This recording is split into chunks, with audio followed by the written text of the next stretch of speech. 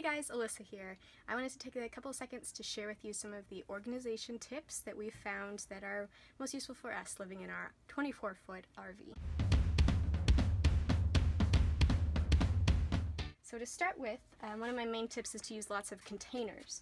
So instead of just having clothes in this cabinet, you can see I've got containers. Love my label maker, it's very handy. You can also just write in Sharpie on a piece of Scotch tape if you don't have a fancy label maker.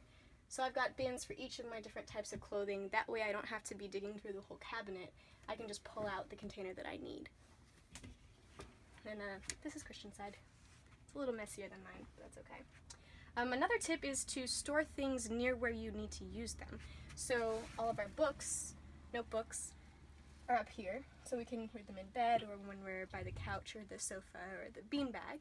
And then over at this side is the stuff that's more for outdoors use, so that when we're right by the door we can remember to grab sunglasses or sunscreen, whatever.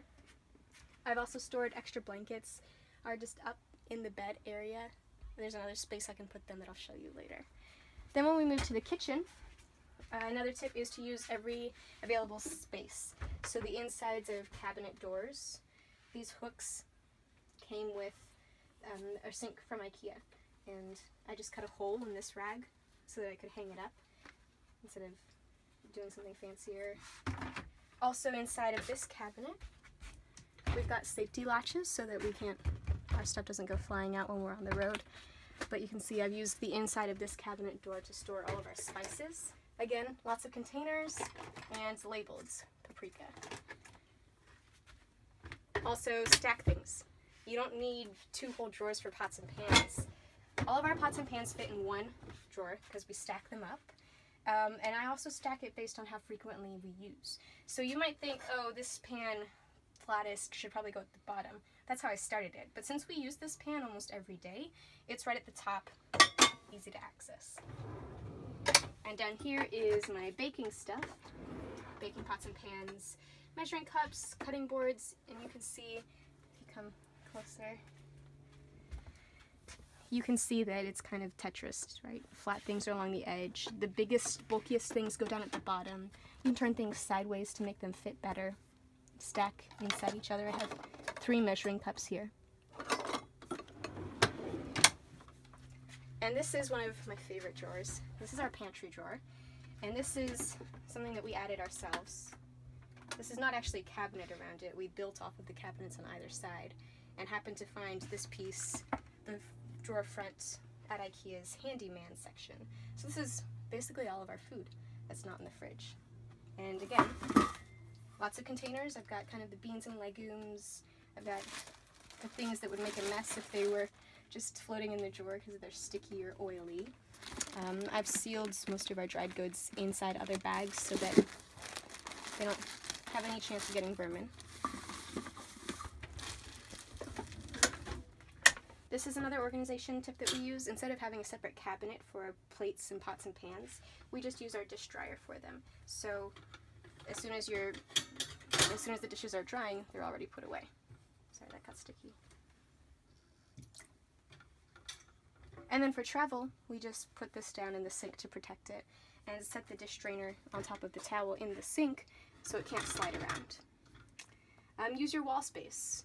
This knife rack is fantastic. For travel, I actually just take off these 2 big knives because they happen to fly off if we go over big bumps. Also, all of this stuff fits up here in this cabinet. And since we're actually about to be heading out, I'll go ahead and stack that away now.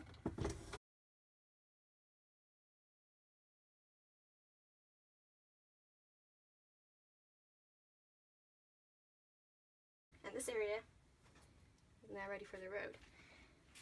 Moving over here, we have furniture that's collapsible so that when we're not using it, it can get folded up and tucked in away for storage.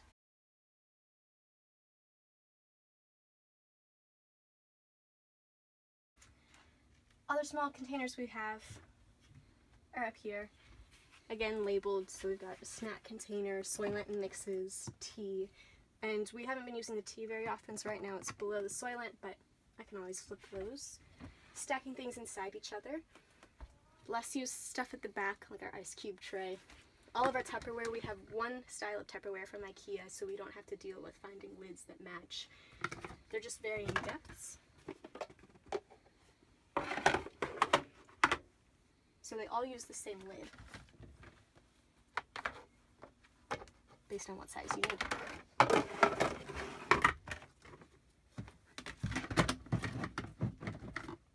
And the last storage area, also below the bathroom sink, you can see I've got lots of different containers. So first aid, toiletries, my makeup, nails, my hair ties. And that way you can take out just the container you need instead of digging through the entire cabinet. And the last area is, since we're not using our shower, I turned the shower into extra storage. We just found a shelving unit from Walmart. Extended the leg on this side so it could fit into the bottom of the shower, since we have a shelf here. And now we have some extra bins for storage. Another piece that we use when we're not on the road, when we're settled at a location, is stuff that can move to other spaces. So we have these milk crates that hold shoes, bags, right now miscellaneous decor that hasn't been put up. And when we're driving, we can move them just back here out of the way, so obviously we can sit and drive. But when we're parked somewhere, that way we have much more floor space here, and we can still get to our stuff easily. Christian's shoes are on his seat, and my shoes are on my seat.